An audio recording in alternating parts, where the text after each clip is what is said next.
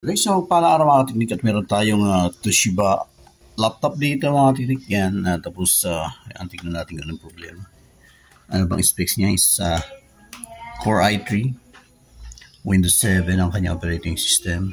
Ito na yung model, satellite L745-S4210. So, tingnan natin kung anong problema. Yan. Power on natin. Ilaw na. So, yan, kita nyo mga teknik, nakita yung display niya kanina. Yung start up ng display, mayroong konting problema. But tingnan natin sa kanyang pag-start. Mukhang okay naman. Kasi kung continuous yung kwan kanina, yung kanyang display na ganon, may problema sa display. Pwedeng loose or hindi natin alam. Pero obserbahan natin.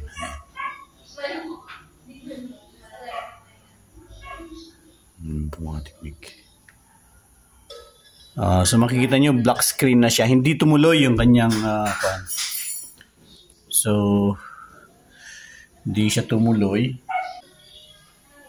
Gagawin natin mga teknik, mag-safe mode tayo by pressing F8 habang nagre-restart. Meron problema sa pag-restart ng kanya. Yan, pwede tayo ng safe mode.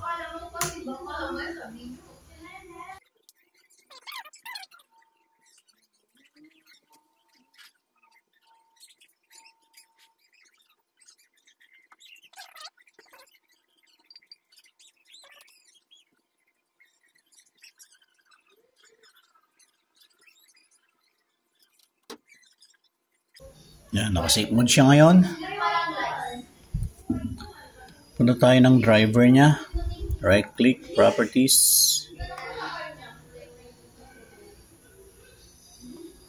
Device manager. Medyo maliwanag. Punta tayo ng device manager. Oops.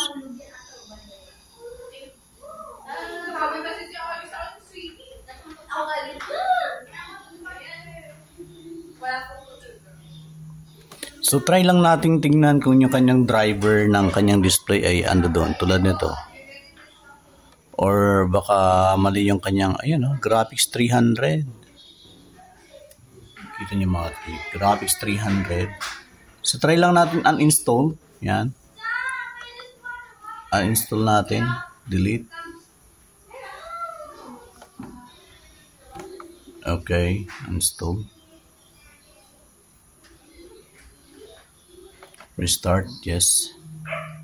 So, tingnan natin pagka-uninstall natin yung kanyang driver mga teknik ay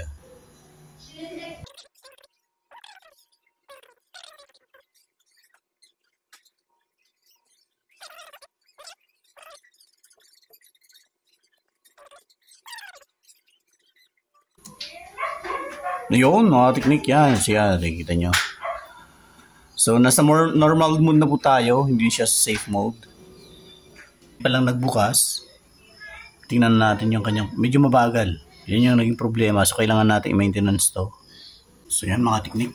Baguhin ko lang yung resolution niya mga teknik. Tayo ng screen resolution. Babaan lang natin. Masyadong kon pala.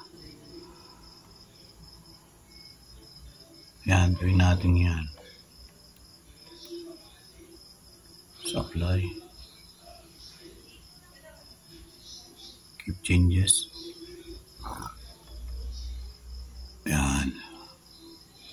Mas okay na siya ngayon yung ganyan. So far guys, nag-con na siya, nag-normalize na yung kanyang startup. So nakailang start na ako, okay pa rin. Pero ang naging problema na ngayon is hindi ako makakonect sa internet kahit yun turn on ko yung kanyang wifi, hindi lumalabas. Pero ito yung nakikita kong message. At ito yung susunod nating i-solve sa susunod nating video. Failed to connect to Windows service. So ganun lang guys yung sa problema sa blackout minsan. Yung all black screen. Punta tayo ng safe mode. Papatayin lang uninstall lang natin yung kanyang driver. Then pagkatapos naman mag-install ulit yan. Then i-adjust natin yung resolution ayon dun sa compatible sa kanyang monitor.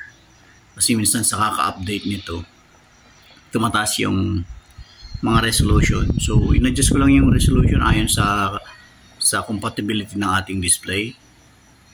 So hanggang dito na lang tayo mga technique sa kanyang problem sa kanyang display. Pero ang isusunod nating i-solve yan itong failed to connect the Windows service. Okay, abangan po natin mga technique. Hanggang dito na lang tayo. Maraming salamat sa suporta. More power and God bless.